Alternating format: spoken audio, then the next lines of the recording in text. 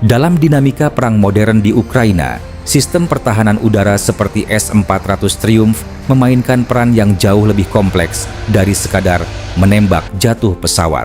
Ia hadir sebagai pengendali ruang udara, menciptakan tekanan psikologis sekaligus batas operasional bagi pihak lawan.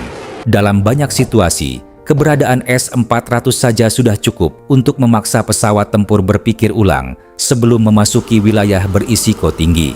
Inilah titik awal bagaimana sistem ini memengaruhi jalannya konflik, bahkan sebelum satu rudal pun diluncurkan. Perlu dipahami, S-400 bukanlah sistem penyerang darat yang menjatuhkan bom ke target permukaan. Ia tidak membawa bom, melainkan rudal pertahanan udara yang dirancang untuk menghancurkan ancaman di langit. Namun justru dari peran defensif inilah ia menjadi elemen penting dalam operasi ofensif. Dengan menciptakan zona aman bagi pesawat dan peluncur rudal jarak jauh, S-400 memungkinkan platform lain seperti pesawat tempur atau kapal melancarkan serangan tanpa harus mendekati wilayah berbahaya.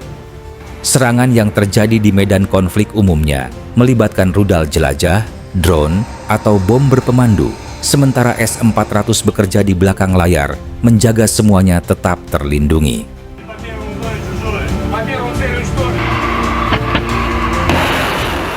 Salah satu alasan mengapa S-400 sering digunakan adalah kombinasi kemampuannya yang luas dan fleksibel.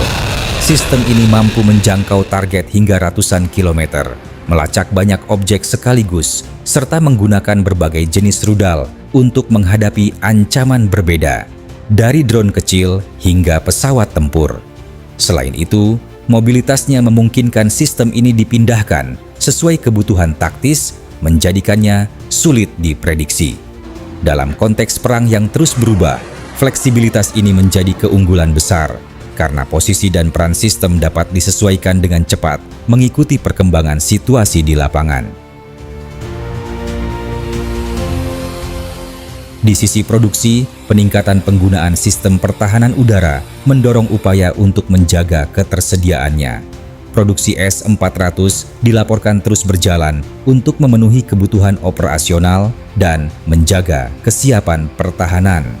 Faktor seperti intensitas konflik, kebutuhan rotasi sistem, serta pentingnya mempertahankan daya tangkal menjadi alasan utama. Namun, produksi bukan hanya soal jumlah, melainkan juga pemeliharaan, integrasi sistem, dan peningkatan kemampuan radar serta komunikasi agar tetap relevan menghadapi ancaman modern yang terus berkembang.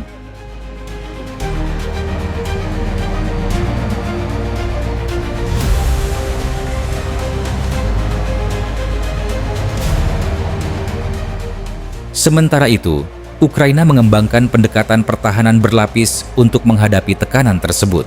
Sistem seperti S-300 masih digunakan, dikombinasikan dengan sistem modern seperti Patriot Missile System. Selain itu, strategi penyebaran sistem, mobilitas tinggi, serta penggunaan intelijen menjadi kunci untuk bertahan. Ukraina tidak hanya mengandalkan satu jenis pertahanan, tetapi membangun jaringan yang mampu merespons berbagai ancaman, mulai dari drone hingga rudal balistik. Hasilnya adalah pertahanan yang adaptif, meskipun tetap menghadapi keterbatasan sumber daya.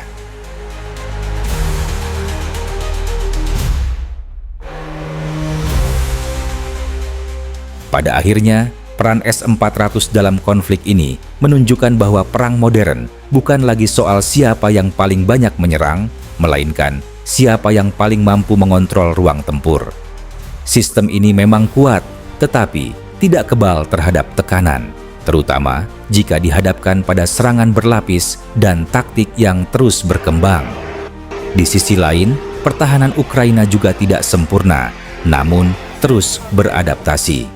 Dari sini terlihat bahwa keseimbangan di medan perang ditentukan oleh interaksi antara teknologi, strategi, dan kemampuan beradaptasi, bukan oleh satu sistem saja.